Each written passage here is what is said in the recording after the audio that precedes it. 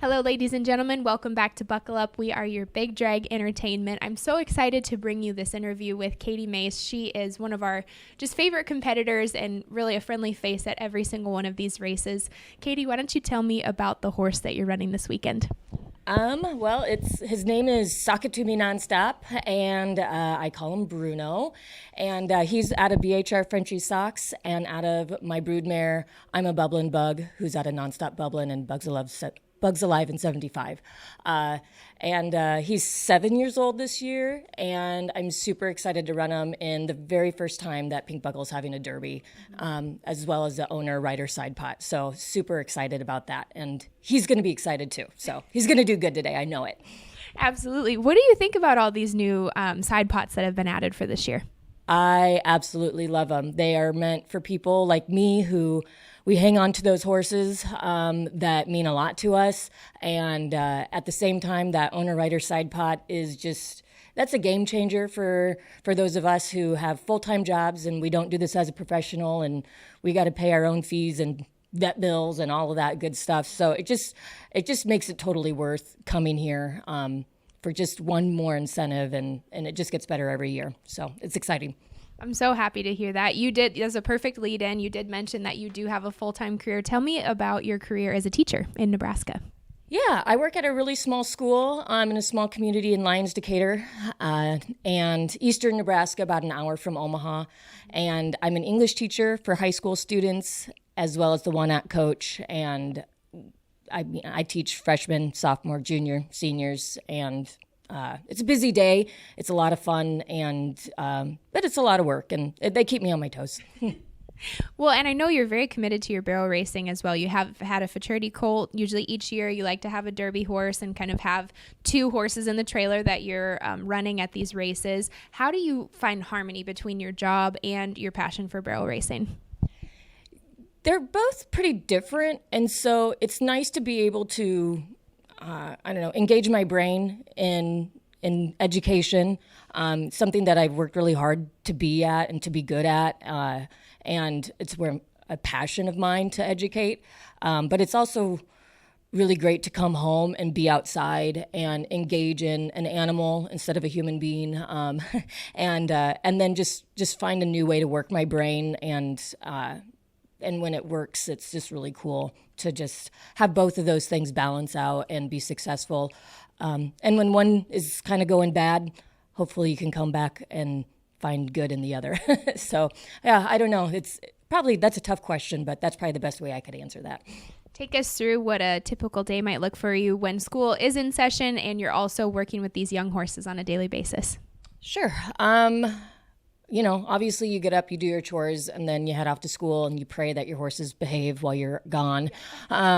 Sometimes you get a phone call, that's, terrible.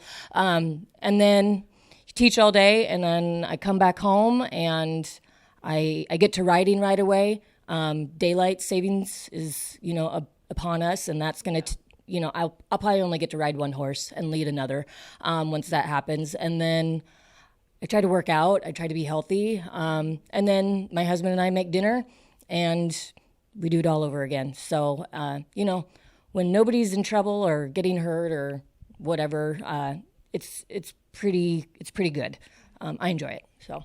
What advice do you have for people who are maybe watching this at home and they're going, I do have a full-time job that I love, but I'm passionate about barrel racing, and they see you as really an inspiration and an example to follow? What advice do you have for them on melding kind of multi-passionate things, barrel racing and their job? Be patient, and I guess find some good mentors. Go ride with people to just keep yourself sane and happy, and talk to other people, because if you're struggling, there's a good chance somebody else out there is going through the exact same thing. I just had a conversation with a good friend of mine a few weeks ago, and I didn't have a very good weekend, and just reaching out and putting that on Facebook allowed them to realize that, oh my gosh, this is exactly what I'm feeling. Thank you for saying it. And then we're both very thankful that we had jobs to go to on Monday, so it pays the bills. But I don't know, that's just it. It is hard, but at the same time, it's just keep going and keep working at it and and also work to find the horse that fits you, and your daily routine. There are some horses that just take a lot more than what you can give them, and realizing that, and maybe understanding that it's time to move on to something new. And that's okay. That's not a failure. That's actually just finding a way to move forward to your success. Man, that is such good advice. I'm going to be taking that to heart for myself. So thank you for sharing that. I would love to know kind of what your advice is as far as picking those young prospects. You enjoy the futurity horses. You enjoy taking them on as Derby horses. What are you looking for in those young horses that you're bringing into your program? Well, I watch a lot of what my sister rides. She rides a variety of different breeding, and then I kind of watch her friends and what they ride. And, I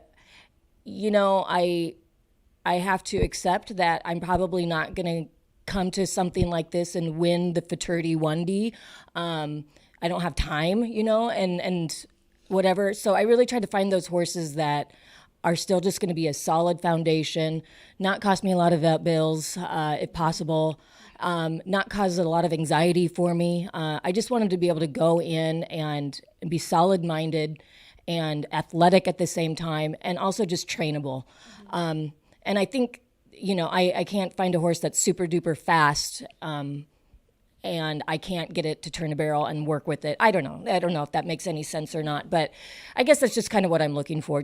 I do my research. I observe what other horses are doing and how long they last, and I realize that's the type of horse that I can handle, and that I can train and be successful at and take down the road.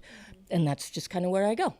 That's such good insight, and I love that you talk about making it personalized to you, because this is something that you do for a passion. It's something that's supposed to be fun, and you are striving for excellence, but that's such good advice that I hope we all acknowledge, is that we have to find horses that fit us.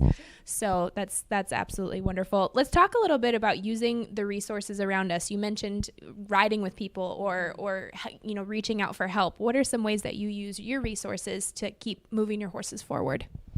You gotta make good relationships with people. I have an outdoor pen and I've got a field to ride in, but when it's muddy, I got to move somewhere else to get riding, to get horses in shape, especially during the winter time. And just keeping good relationships with people who have indoor barns and indoor facilities, treating them with respect, and understanding that I'm not just using them, that I really care for the fact that they are providing this opportunity for me.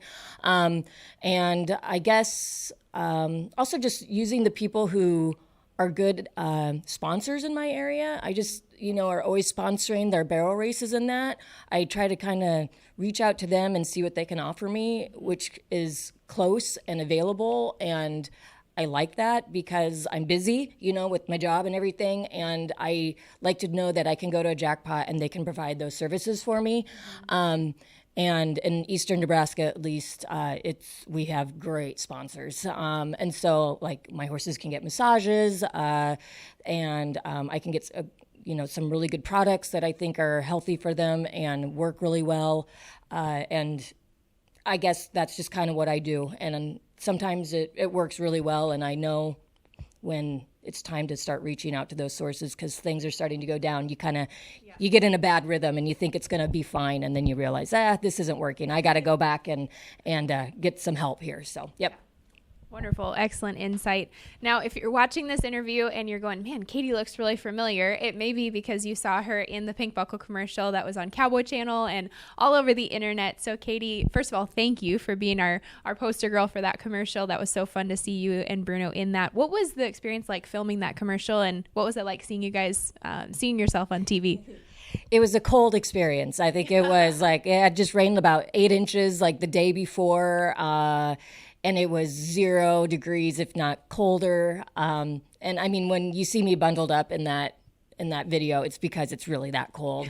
And the poor cameraman, I don't even think he had snow boots on or anything. And I warned him, but that's all right. But no, it was actually a really easy experience. It was fun. I don't think I really realized, I'm not gonna lie, I didn't realize I was gonna be the only one featured in the commercial. I thought it was gonna be me amongst like a bunch of barrel racers. And then about a week before and they started talking to me about the filming and that. I came home to my husband and I'm like, I think it's just me, and I don't know how I feel about that. But I thought Pink Buckle did a fantastic job of putting it together, and it's exactly, it's exactly how it fit me.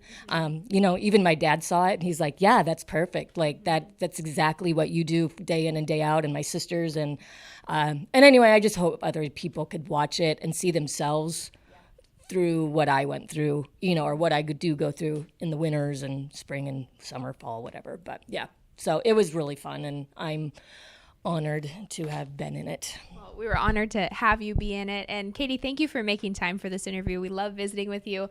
And I hope that everyone watching at home is encouraged, because here's a lady who is combining many passions and doing them all very, very well. So thank you for making time, and good luck this week. My pleasure. Thank you so much. Good luck to everybody.